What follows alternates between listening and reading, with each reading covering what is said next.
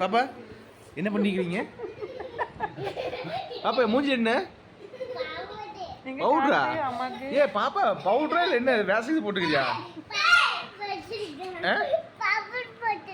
Powder போட்டுக்கிறியா?